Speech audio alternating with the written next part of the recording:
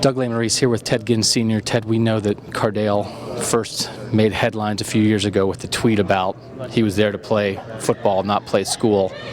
How will people look at Cardale Jones now for the rest of his life after he decided to come back to Ohio State? I think they'll put that to rest. You know, they see how intelligent he is and where his mindset is at. You know, he was young, you know, probably bored, and just did something a little silly, you know. But Cardale is very intelligent, man.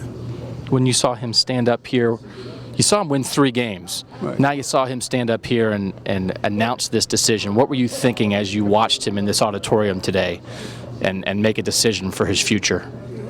Oh, man. It almost didn't happen. Really. You know, because a lot of time we let sports and different decision makers and analyzers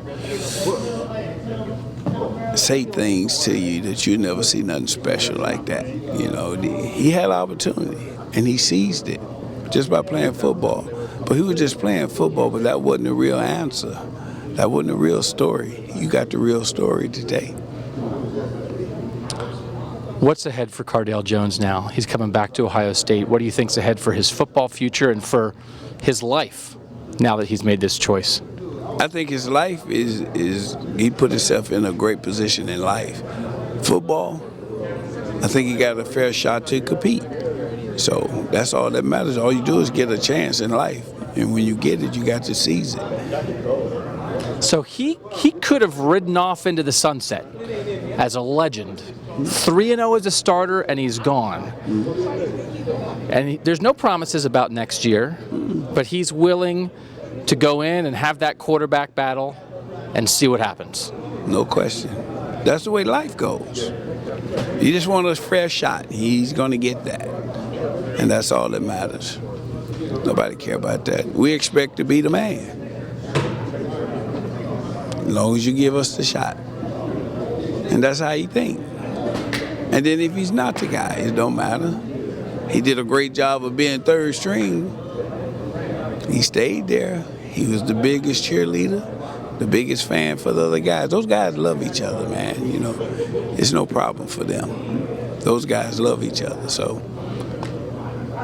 So when you and Cardale and Urban Meyer talked today, what was that conversation like as you were talking about his future? We didn't really talk too much about that. I think it was a good conversation about gave Urban a chance to know who Cardale is, and they got a chance to know each other. Because I think football and all this different hype got in the way of their relationship. And for him to get to know Cardale and Cardale get to know him. So I think it was an excellent meeting for them. Football is their secondary, you know, so I thought it was good for them. Doug Lesmerises along with Ted Ginn Sr. Ted, thanks as always for your time. Okay.